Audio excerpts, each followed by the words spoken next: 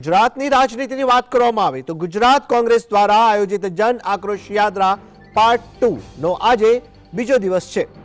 ગઈકાલે ફાગવેલથી શરૂ થયેલી યાત્રાએ ડાકોરમાં રાત્રે રોકાણ કર્યું હતું। રાત્રે રોકાણ બાદ આજે ડાકોરથી આ યાત્રા એ આગળ વધશે। 6 જાન્યુઆરીએ દાહોદના કંબોઈ ધામમાં જન આક્રોશ યાત્રાનું સમાપન કરાશે। પહેલા તબક્કાની વાત કરીએ।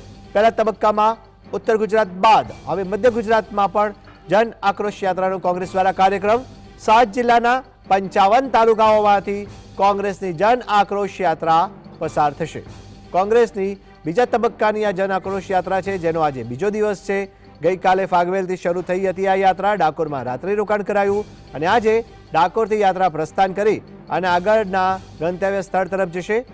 खेड़ाना फागवेल धामे अगाऊ ध्वजा अर्पण करी અને યાત્રાની શરૂઆત કરાઈ હતી જે 6 જાન્યુઆરીએ દાહોદના કંબોઈ ધામમાં સમાપન થશે।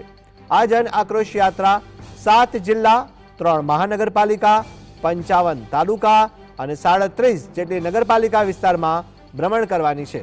અંદાજિત 1400 કિલોમીટર સુધી આ યાત્રા મધ્ય ગુજરાતમાં ભ્રમણ કરશે। ગુજરાતમાં ગાજેલા વિવિધ ભ્રષ્ટાચારના આરોપ, દારૂ, ડ્રગ્સ સહિતની બદીઓ બંધ કરવા માટે जागृति अभियान पण आ साथे यात्रा में करवामां आवशे।